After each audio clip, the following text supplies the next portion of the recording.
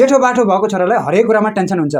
अब भाइहरूको टेन्सन अलग्गै छ, बहिनीको टेन्सन अलग्गै छ, मम्मीको टेन्सन अलग्गै छ, बुढीको टेन्सन अलग्गै छ, घर परिवारको व्यवहारिक कुरा टेन्सन अलग्गै छ। जेठो बाठो हुनु भनेको यो जेठो, मैले त भन्छु जेठो बाठो कोही पनि नहुनु भन्छु, तर जेठो बाठो त हुनैपर्छ, नभएर त हुँदै भएन। तर जेठो बाठोलाई जति टेन्सन केही हुनु, त्यही भएर मैले भन्छु घर परिवारलाई जेठो बाठोलाई धेरै टेन्सन दिन हुन्न। त्यही भएर जेठो साउको, माइलो हलाटाउको, कान्छो बाउको भनी थाहा कि नै, उखान थाहा नि हो। त्यही भएर जेठो बाठोलाई खासै धेरै टेन्सन दिन हुन्न। चिनेका नै सबैले थाहा मान्छेलाई, कति होइन मान्छेलाई जेठो बाठो कति, मलाई कति टेन्सन छ क्या हरेक कुराहरूमा, कहाँ कति भ्याउँ गरेको क्या।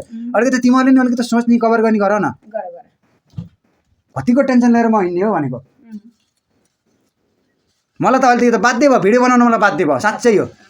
मैले अहिलेसम्म बनाउन भनेर बसिरहेको थिएँ, जस्तै यो घरका यिनीहरू कल झगडा के बनाऊँ र भनेर मात्र मैले सबैका